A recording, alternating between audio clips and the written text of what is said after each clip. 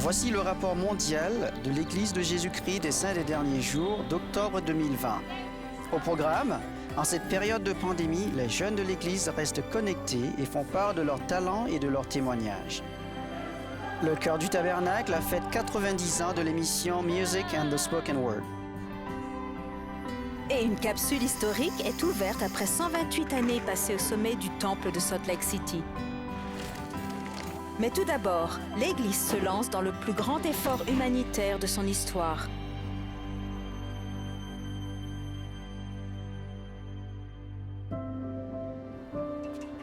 L'impact de la pandémie COVID-19 se ressent à travers le monde, y compris parmi les membres de l'Église de Jésus-Christ des Saints des Derniers Jours.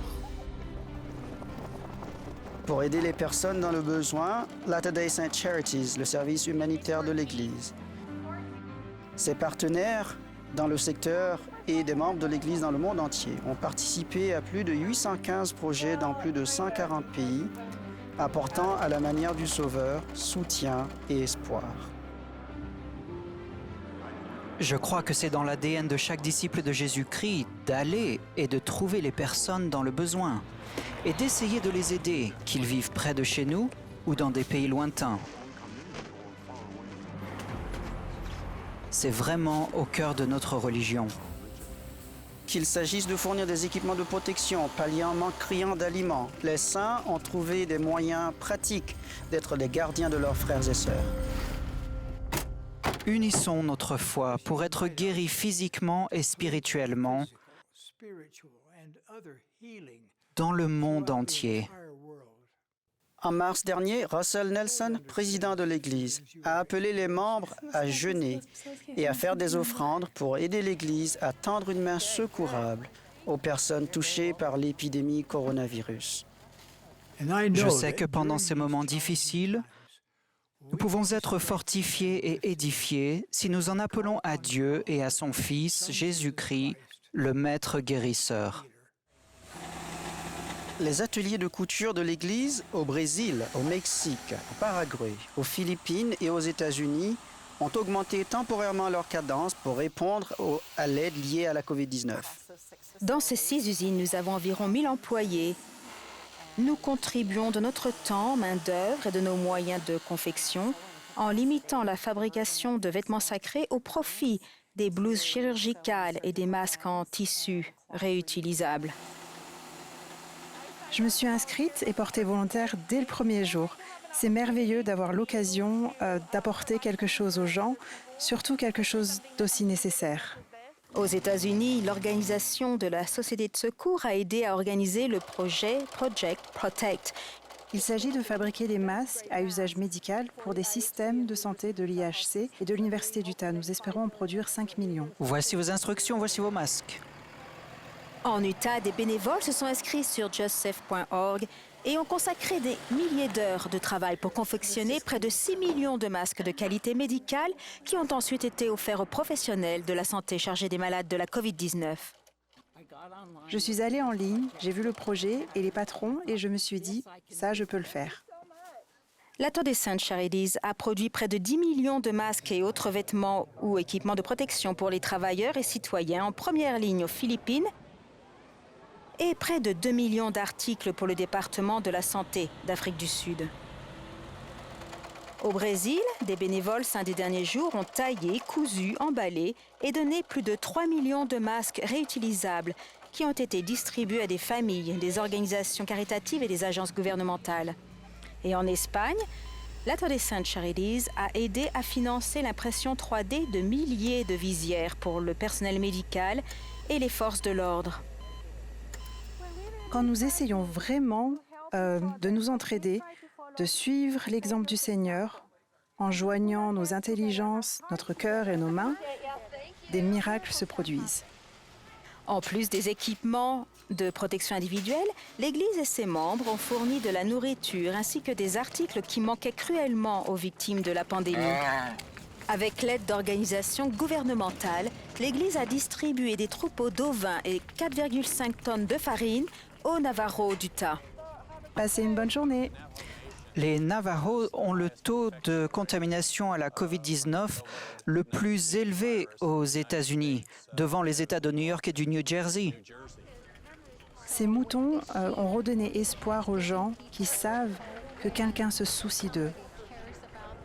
Les moutons sont un symbole fort d'espérance et de prospérité. Parmi les nombreux projets, les Saints des derniers jours du centre de la Nouvelle-Zélande ont tendu une main secourable à leurs voisins affectés économiquement par la COVID-19. Ensemble, des membres de l'Église, des banques alimentaires locales et des agences de services sociaux ont créé un programme de soutien pour les personnes dans le besoin. Ces colis spéciaux destinés à la collectivité sont une grande bénédiction pour les familles qui les reçoivent, surtout quand les placards sont vides. Depuis le début de la pandémie, l'Église a distribué des dizaines de milliers de kilos d'aliments aux États-Unis et au Canada, mobilisant jusqu'à 15 camions par semaine. Ça fait de cette réponse humanitaire la plus grande jamais entreprise par l'Église. Ce camion qui vient du magasin principal de l'Église à Salt Lake City est en partance pour le sud de la Californie, une zone touchée par la COVID-19 et qui a entraîné beaucoup de pertes d'emplois. La demande alimentaire est sans précédent. La nourriture qui vient d'arriver de l'entrepôt de l'évêque est un don inestimable. Des haricots, des pâtes, des soupes et plus encore. C'est bien plus qu'un carton de nourriture. C'est aussi un petit peu d'espoir. Ce sont des gens qui voient que quelqu'un se soucie d'eux. Le magasin de l'évêque nous aide dans ce sens. En une semaine, Second Harvest, Orange County Rescue Mission et Mercy Warehouse Super des haricots. ont reçu plus de 52 tonnes d'aliments en réponse à une augmentation des besoins de plus de 300% depuis le mois de mars. Bonjour, comment allez-vous? Parmi ceux qui ont aidé à répondre aux besoins, Les choses ont l'air de s'arranger maintenant. Nous avons des saints des derniers jours, des épiscopaliens, des luthériens, des méthodistes, des catholiques. Cela a été un merveilleux effort interconfessionnel, un travail d'équipe, une immense fraternité. Des gens de foi voulant tous servir leurs prochains. Durant la pandémie, voir les besoins m'a ouvert les yeux. Nous sommes ici pour aider nos frères et sœurs et nous le faisons de toutes les manières possibles, comme ici avec de la nourriture. Nous sommes tous les mains et les pieds de Dieu. Nous sommes tous appelés à tous nous unir pour servir la collectivité. ils viennent d'horizons différentes et de situations différentes chercher l'aide. Lisa, mère seule, qui vit désormais dans un garage avec 4 enfants, dit n'avoir jamais pensé solliciter ce genre d'aide. J'ai très peu de ressources et cela va me permettre de mettre de l'essence dans ma voiture. Cette situation est difficile parce que pendant des années, j'ai été aux côtés des bénévoles et de ceux qui aident. John, ancien militaire, a lui aussi besoin d'un coup de main. Désormais, je ne peux plus travailler. Mais ici, il y a énormément de nourriture et c'est vraiment impressionnant de voir tout cela. Carrie, qui s'occupe de sa mère âgée, a le sentiment que Dieu l'a guidée vers la soupe populaire. J'ai vraiment besoin de cette nourriture pour manger. Le Seigneur m'a guidée jusqu'ici. C'est merveilleux. Chris O'Connor, fondateur de RSM Cares, a une devise pleine d'espoir pour tous ceux qui viennent. Venez les mains vides, repartez les mains pleines. Tout de suite, en pleine pandémie mondiale, des dizaines de milliers de missionnaires rentrent chez eux. Qu'ils l'apprennent chez eux ou en suivant les consignes de sécurité de leur interrégion, la Sainte Seine fortifie les membres de l'Église.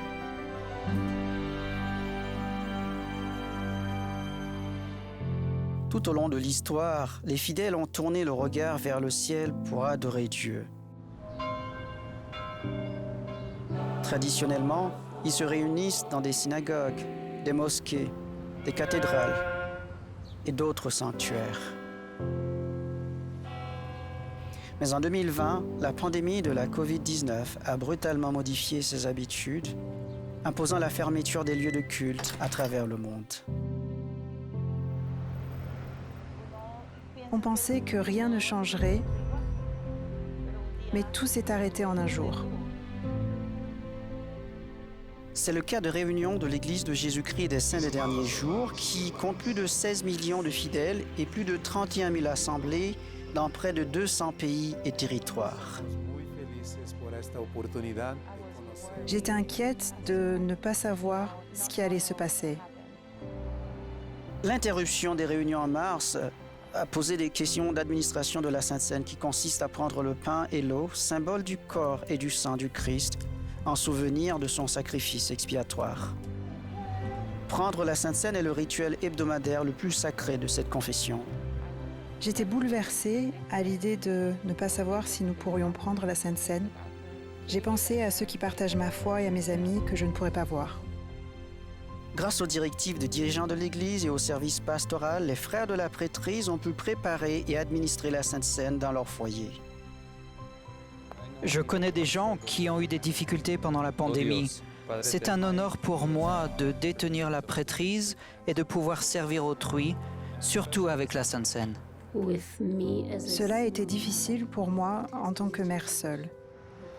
Nous n'avons pas de Sainte Seine, mais parfois, nos frères de service pastoral viennent l'administrer. C'est une grande bénédiction. Depuis quelques mois, la possibilité d'adorer dans les églises revient progressivement Bienvenue à la Sainte Seine. et varie selon les pays, les églises et en fonction des restrictions gouvernementales et des consignes de dirigeants de l'Église. Je suis heureuse d'être ici aujourd'hui, réunie avec des amis que je n'ai pas vus depuis longtemps. Ça fait du bien. Le plus difficile pour moi, c'est le masque, la distanciation sociale et tout ça. Mais en même temps, je suis reconnaissante que nous puissions voir nos visages ensemble ici. L'une des raisons principales pour lesquelles l'Église a été établie, c'était pour que les saints se réunissent souvent, nouent des amitiés, et il est merveilleux de pouvoir ressentir l'esprit et le témoignage des autres saints. Nous rassembler, même en petit nombre à ce stade, ressentir de nouveau, que nous sommes tous des disciples unis de Jésus-Christ, m'édifie. Pour les saints des derniers jours, dans le monde entier, adorer le Seigneur Jésus-Christ en prenant la Sainte Seine chez eux ou de nouveau ensemble permet de garder une foi active pendant les contraintes liées à la pandémie. La Sainte Seine est très importante pour moi en tant que disciple de Jésus-Christ. C'est le point culminant de ma semaine. J'attends avec impatience ce moment où je me sens proche du Sauveur.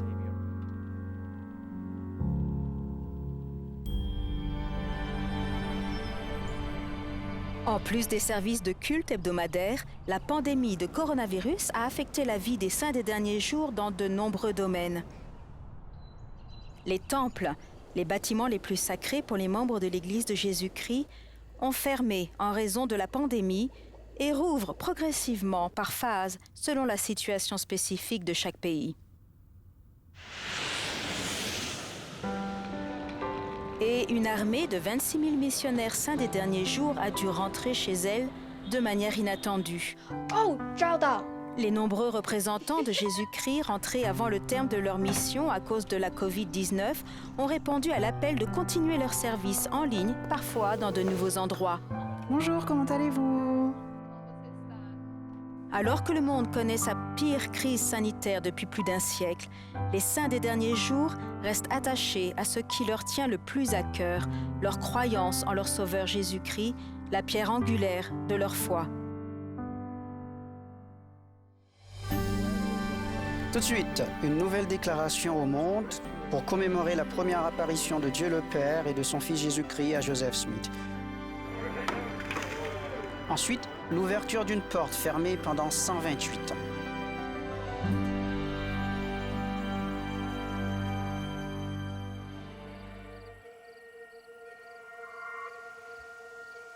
En toute humilité, nous déclarons qu'en réponse à sa prière, Dieu le Père et son Fils Jésus-Christ sont apparus à Joseph et ont inauguré le rétablissement de toutes choses comme prédit dans la Bible. Le 5 avril dernier, lors de la conférence générale, le président Nelson a commémoré le bicentenaire de la première apparition de Dieu le Père et de Jésus-Christ à Joseph Smith, en lisant une déclaration intitulée « Le rétablissement de la plénitude de l'Évangile de Jésus-Christ, déclaration au monde du bicentenaire ». Nous déclarons avec joie que le rétablissement promis va de l'avant grâce à la révélation continue. Cette terre ne sera plus jamais la même, tandis que Dieu continue de réunir toutes choses en Christ. L'Église de Jésus-Christ des Saints des Derniers Jours s'est dotée d'un nouveau symbole pour mieux honorer Jésus-Christ et le nom de son Église. Le président Nelson l'a présenté et en a expliqué la signification lors de la conférence générale d'avril 2020. Il rappellera à chacun que cette Église est l'Église du Sauveur et que tout ce que nous faisons, nous, membres de son Église, est centré sur Jésus-Christ et son Évangile. Ce symbole sera utilisé pour identifier visuellement la documentation officielle, les nouvelles et les événements de l'Église. Il nous est proposé de soutenir comme nouvelle présidence générale des jeunes gens, outre l'annonce de 9 nouveaux 70 autorités générales lors de la conférence d'avril 2020, Dallin Oaks de la première présidence a également présenté la nouvelle présidence générale des jeunes gens. Il s'agit de frère Stephen Lund, le président, et ses conseillers sont Ahmed Cubbett et Bradley Wilcox. Notre Père nous aime et aspire à ce que chacun de nous choisisse de revenir en sa sainte présence. Il nous convie à écouter la voix de Jésus-Christ. En début d'année, le président Nelson a lancé une nouvelle campagne en invitant les saints des derniers jours à réfléchir à la question « Comment l'écoutez-vous » Les Écritures sont une de mes façons de l'écouter. Les Écritures sont la voix préenregistrée du Seigneur. En réponse, plusieurs dirigeants de l'Église ont publié des vidéos dans lesquelles ils nous disent comment ils entendent la voix du Sauveur dans leur vie. J'ai ressenti la paix et le réconfort du Saint-Esprit et j'ai reçu un témoignage par l'intermédiaire du Saint-Esprit. Pour moi, je ressens l'Esprit et j'entends sa voix lorsque je ressens cette douce assurance que je fais ce qui est juste. Regardez ces vidéos sur le site hearhim.org et découvrez comment publier la façon dont vous entendez la voix du Sauveur. Tout de suite, bien que séparés géographiquement, les jeunes de l'Église font un grâce à la musique et par la foi. Et les publications de l'Église évoluent afin de mieux unir les saints des derniers jours dans le monde entier.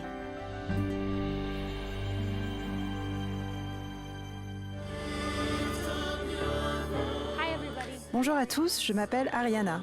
Et moi, Aaron. Ce soir, frères et sœurs Asband répondront à vos questions. Lors d'un face-à-face mondial pour les jeunes adultes sur le décor de la Jérusalem ancienne à Goshen, en Utah, les saints des derniers jours de 18 à 30 ans ont reçu des réponses aux questions posées dans les médias sociaux. Vous avez tous des questions qui méritent vraiment des réponses. Anna du Mexique a dit « L'année 2020 a été très dure. Comment préserver sa foi face à tous ces événements ?» Le peuple de Dieu a toujours eu des épreuves, mais nous pouvons avoir la certitude que le Seigneur Jésus-Christ aime son peuple. Et comme il l'a dit plusieurs fois, ne vous laissez pas troubler. L'événement était aussi l'occasion de rappeler le 200e anniversaire du rétablissement de l'Évangile de Jésus-Christ révélé par le prophète Joseph Smith. Quelle vérité mise en évidence par cet événement vous tient le plus à cœur? C'est simple, j'aime mon Sauveur Jésus-Christ. Il est mort pour nous, mais il vit. Le Seigneur Jésus-Christ peut répondre à toutes vos questions. Il représente vraiment la réponse la plus grande.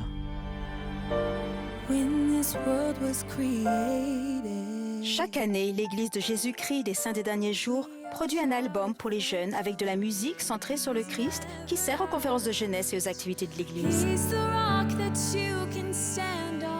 Mais suite à la pandémie mondiale, tous les rassemblements de jeunes sont actuellement annulés ou repoussés. Amon et Léona Olayan sont deux des jeunes de l'Église qui ont montré leurs talents musicaux et rendu leur témoignage de Jésus-Christ lors de la toute première édition du festival musical pour les jeunes de l'Église. La musique a un message beaucoup plus grand qu'on ne l'imagine. À cause de l'épidémie de coronavirus et de son impact mondial, les dirigeants de l'Église ont décidé de réunir virtuellement les jeunes saints des derniers jours de 11 à 18 ans Plus de 20 pays ont participé à la création des vidéoclips. Et de numéros préenregistrés. Abordant des sujets adressés aux jeunes et avec des messages sur la manière d'écouter la voix de Jésus-Christ. Je pense que c'est le moment idéal pour toucher les jeunes du monde entier, les dirigeants de demain et les aider à rester concentrés sur ce qui compte le plus.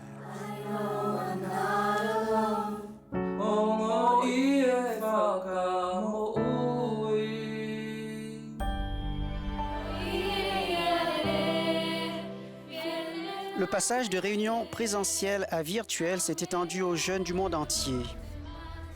Chers jeunes gens et jeunes filles, bienvenue à cette activité Jeunes Soyez Forts. Je m'appelle Sydney Walker et voici Adi Komacho. Plus de 3000 jeunes saints des derniers jours et de leurs amis de l'Église dans 27 pays et territoires des Caraïbes ont participé à la toute première conférence virtuelle FSY. Grâce à Zoom, nous avons des cours sur l'étude des Écritures et l'histoire familiale. Et nous avons des activités interactives pour apprendre à nous connaître. Chaque jour, les participants ont assisté à des sessions en direct avec des orateurs invités et à des cours centrés sur l'Évangile. Nous pouvons tous atteindre notre potentiel divin, de retourner vivre avec notre Père Céleste et avec Jésus-Christ. Ce sentiment de solitude dans le monde a été éliminé par le simple fait de savoir que quelqu'un d'autre, qui a la même foi que moi, vit exactement la même chose que vous.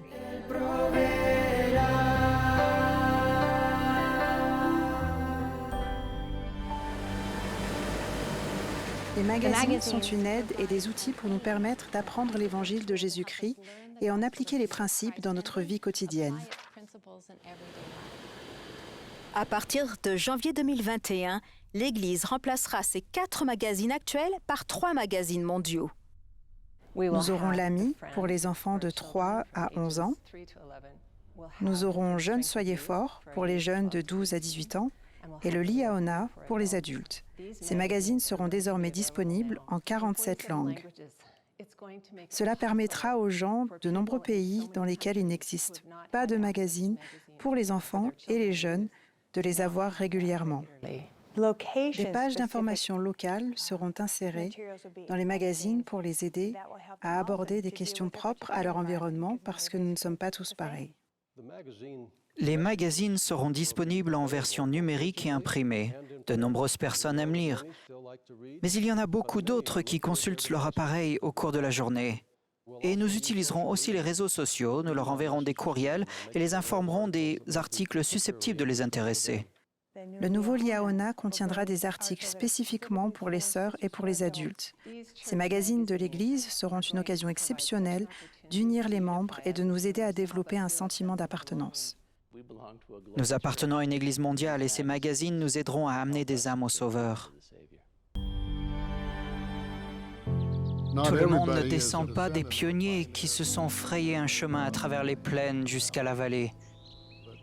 Mais nous avons tous des ancêtres, et quel que soit notre pays d'origine, notre culture, ou l'endroit où nous vivons, nous avons tous un héritage pionnier que nous devons honorer. Le jour des pionniers n'est fêté officiellement qu'en Utah, mais l'esprit de cette journée qui marque l'arrivée des pionniers saints des derniers jours dans la vallée du lac Salé le 24 juillet peut être ressenti par tout le monde. Les pionniers du Brésil sont chers à mon cœur parce qu'ils m'ont ouvert la voie.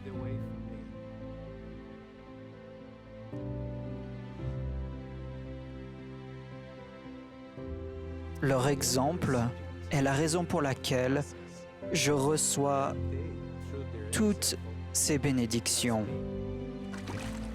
Parfois, nous oublions de regarder le passé. Parfois, nous oublions de nous souvenir. Pourtant, nous bâtissons sur ce qui a été fait dans le passé par tous ces gens merveilleux qui ont tant sacrifié.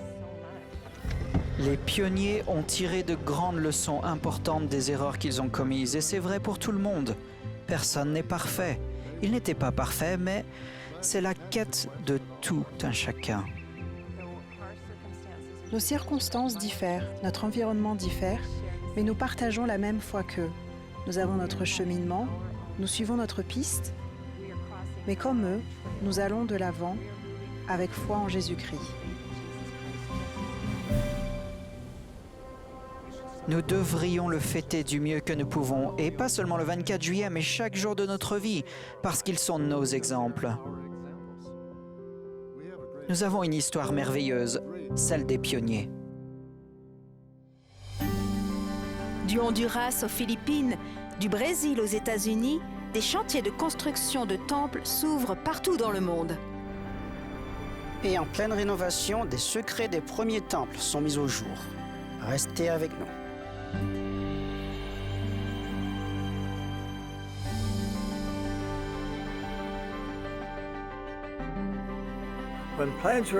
Lorsque l'on annonce le projet de construire un nouveau temple, il devient partie intégrante de notre histoire sacrée. Aujourd'hui, nous avons le plaisir d'annoncer le projet de construire 8 nouveaux temples.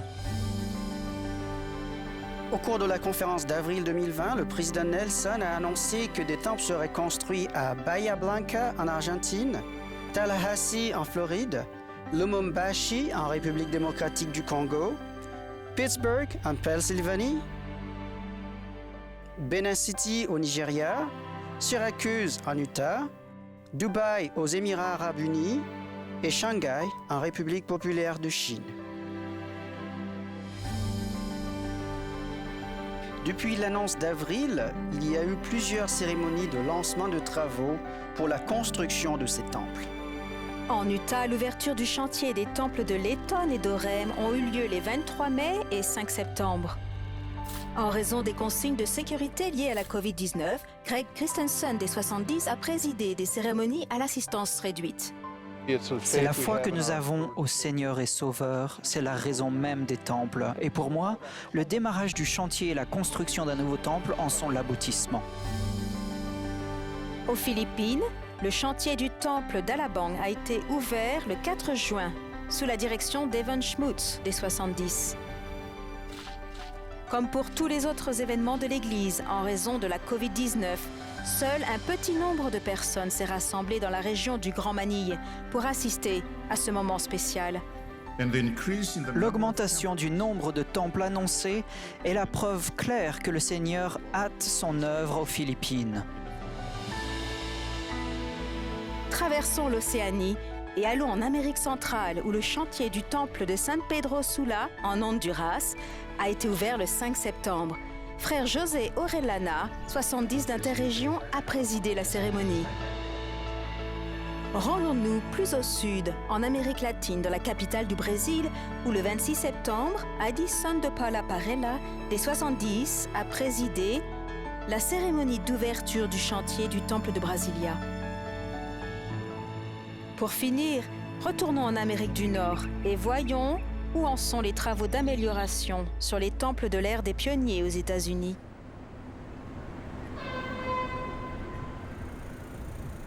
Des ouvriers démontent l'emblématique statue de l'ange Moroni du temple de Salt Lake City en vue des travaux de rénovation de Temple Square. La statue a perdu sa trompette quand un séisme de magnitude 5,7 a secoué les monts Wasatch et le site du temple.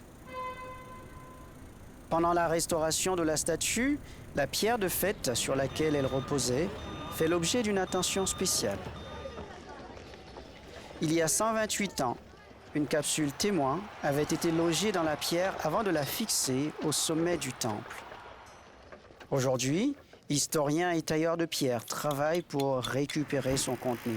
Nous espérions que ce serait facile, qu'il nous suffirait de faire sauter le haut, mais quand nous avons commencé à creuser, nous avons compris que ce serait difficile. Nous n'avons pas eu d'autre option que de la découper. Il a fallu un travail méticuleux pour enfin y accéder. 4 cavités remplies d'objets et recouvertes de béton avaient été créées au nord, à l'est, au sud et à l'ouest et enfermées dans du béton. Et la première présidence de l'Église a assisté à l'extraction des premiers objets. Parmi les objets, des écritures et des livres religieux de l'époque et une plaque de cuivre dorée à la feuille d'or sur laquelle étaient gravés les noms des dirigeants de l'Église.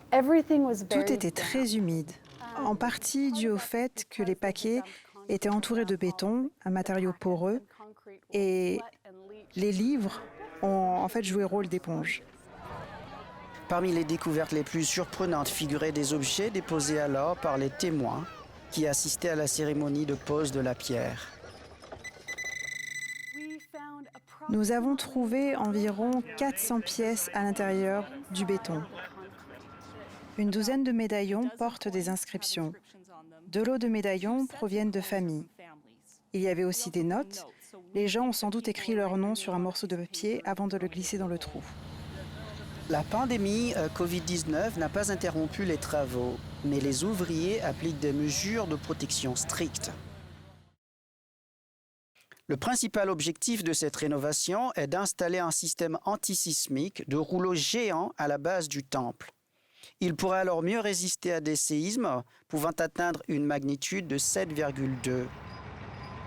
La fin des travaux de rénovation du temple de Salt Lake City est prévue pour 2024.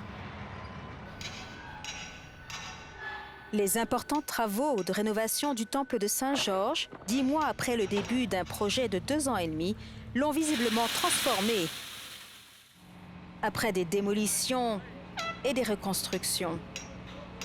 Le changement le plus remarquable, la nouvelle entrée nord, où les ouvriers ont coulé du béton et installé des poutres et poutrelles métalliques. Des pylônes en acier étayent les fondations de pierre à l'extérieur et à l'intérieur du sous-sol du temple. Les poutres d'origine, en bois et taillées à la main, ont reçu des renforts en acier. Associés aux colonnes, ils ont la force nécessaire pour soutenir la charge des étages supérieurs. Le temple repose depuis 142 ans sur les fondations existantes. Une fois renforcées, nous pourrons garantir qu'elles résisteront bien plus longtemps. Il n'est pas seulement question d'acier et de béton, mais aussi d'arbres, de fleurs et de plantes vertes qui ornent les nouvelles allées autour du temple. L'idée que Saint-Georges fleurira comme le narcisse est très ancrée dans l'esprit de ses habitants. Cette ville est très fière de ses aménagements, de ses arbres et de ses paysages. Tout sera verdoyant, luxuriant et magnifique pour les visites guidées. Tandis que la nouvelle structure nécessaire est ajoutée, des vestiges du passé refont surface. À certains endroits, les tout premiers ouvriers ont laissé leur signature. Ils ont inscrit de la poésie sur les murs. Et c'était vraiment une découverte amusante. Ce qui a été construit de la main des pionniers avec très peu de plans architecturaux répondra bientôt aux critères de construction moderne. L'ancien et le nouveau formeront un tout. La rénovation du temple de Saint-Georges est censée se terminer en 2022. OK Google, ouvre la voie de l'Évangile. À notre retour, une nouvelle façon d'accéder au contenu de l'Évangile sur votre enceinte connectée. L'Église participe à la Journée nationale de prière de la Maison-Blanche et Music and the Spoken Word fête ses 90 ans. Ces nouvelles et d'autres dans l'actualité.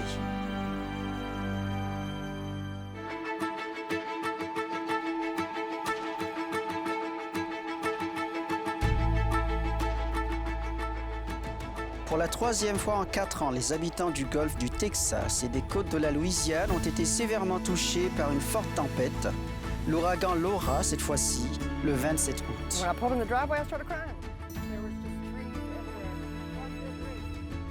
Après des vents destructeurs de 240 km/h, plusieurs milliers de saints arborant les gilets au logo de main serviable ont immédiatement ratissé la région pour aider les sinistrés.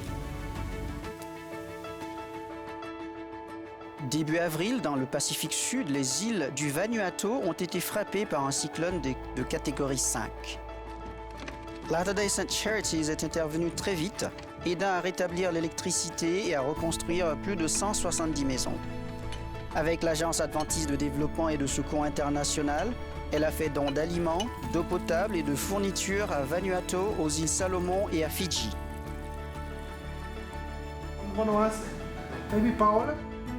À la suite de la pandémie COVID-19, l'Église soulage la charge financière de quelques 100 000 étudiants qui bénéficient de son fonds perpétuel d'études, ou FPE.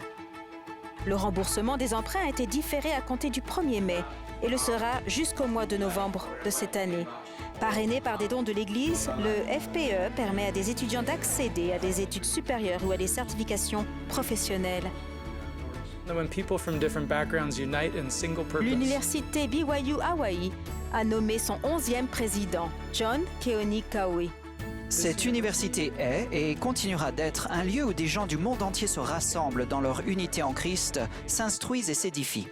Le président Kauai, originaire d'Hawaï, et sa femme Monica ont été appelés à ce poste par la première présidence. Jeffrey R. Holland, du Collège des 12 apôtres, a annoncé leur prise de fonction le 12 mai. Pour la première fois, Church Historians Press publie les sermons d'Eliza R. Snow en un seul ouvrage. Sa voix et sa vision de sainte des derniers jours et de dirigeante au 19e siècle sont désormais disponibles gratuitement sur le site churchhistorianpress.org. Coïncidant avec le mois d'août, le mois anniversaire du droit de vote des femmes, Church Historians Press a aussi annoncé la publication en ligne de 6 tomes supplémentaires des journaux personnels d'Emmeline B. Wells. Militante pour les droits civiques des femmes, Emmeline Wells a fait partie du mouvement en faveur des droits de vote.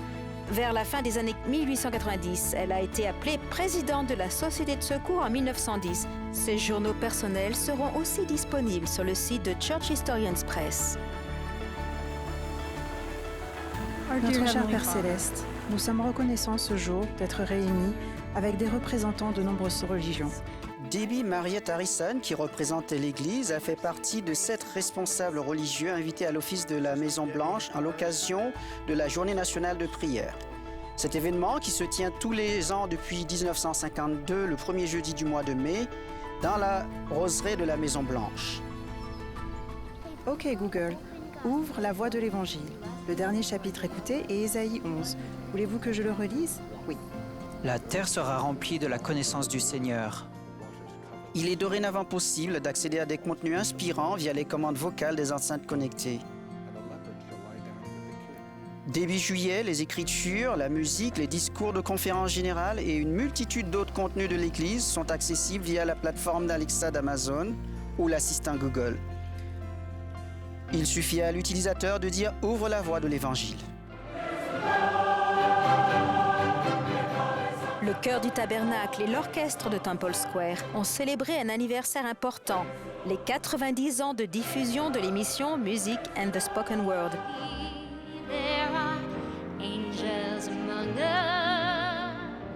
Le programme, qui a eu lieu en juillet dernier, a rendu hommage aux vedettes qui se sont produites dans l'émission au fil des ans. Nous serons fidèles au poste chaque semaine comme nous l'avons fait pendant des années. Vous pouvez compter sur nous.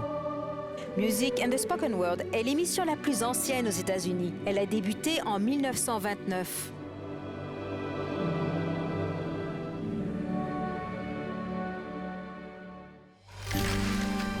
Tout de suite, laissez la place à un temple. La reconversion d'un centre de pieux bénit tous les habitants d'une ville. Nous avons parcouru les couloirs avec différents pasteurs qui ont fait la liste de ceux qu'ils aimeraient prendre. C'est exactement ce dont on avait besoin.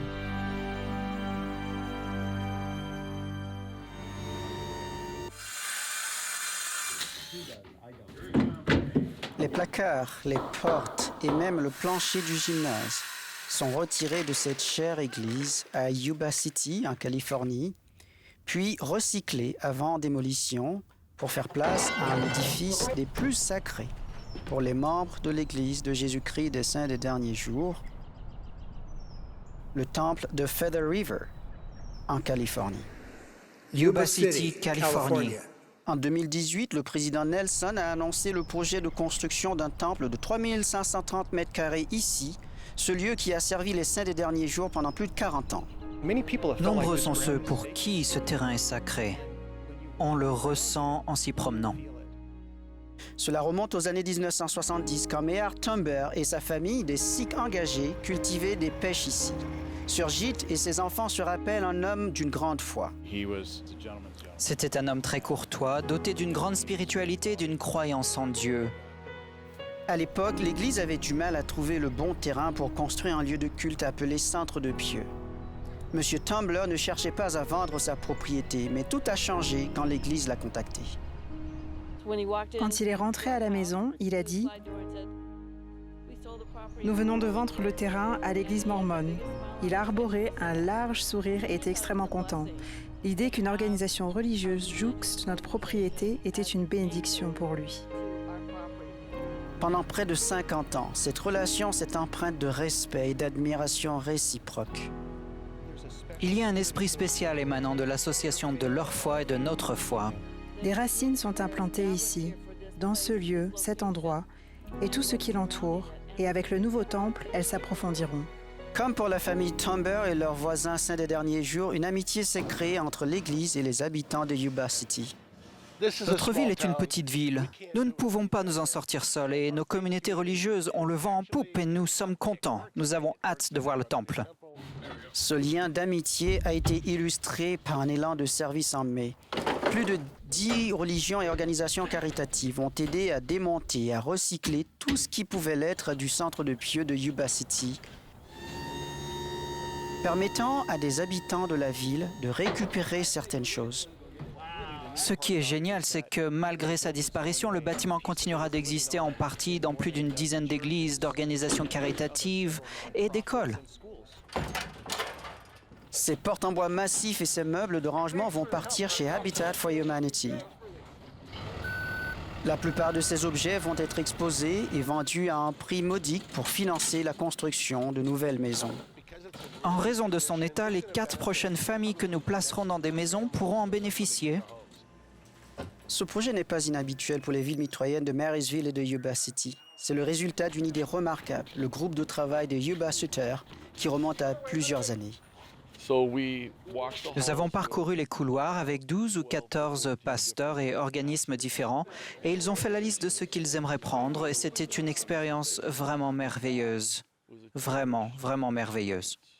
Gwen Ford faisait partie de ce groupe en tant qu'administratrice d'une des plus anciennes églises afro-américaines de Californie, qui remonte à l'époque de la ruée vers l'or. Nous projetons de lancer quelques organisations à but non lucratif, développement économique et éducation. L'église Bethel-AME fait beaucoup avec très peu, donc ces chaises pliantes, ces tableaux, ces supports, ces caisses sont un bon complément à ces efforts en faveur de la collectivité. Ce banc de pierre est aussi un bel ajout à l'entrée de l'église. Ce n'est pas du superflu. C'est exactement ce dont nous avons besoin.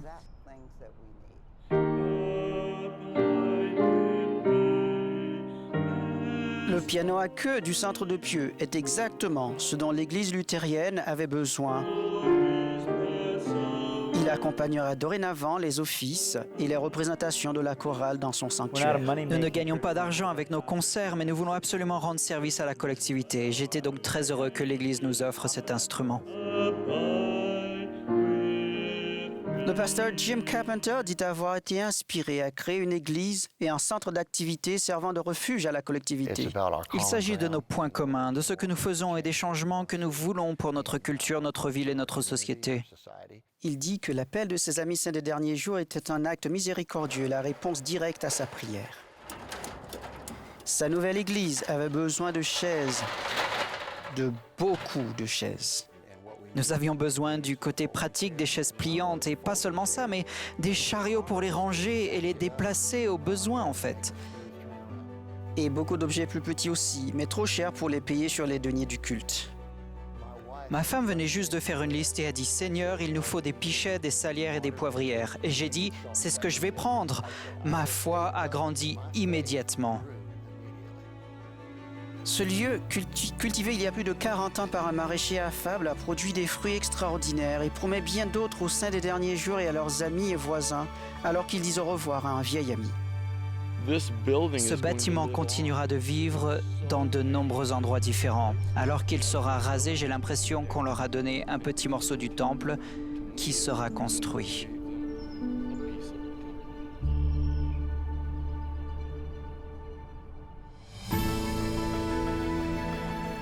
Nous vous avons présenté le rapport mondial d'octobre 2020. Pour regarder le rapport mondial en ligne, rendez-vous sur le site newsroom.churchofjesuschrist.org.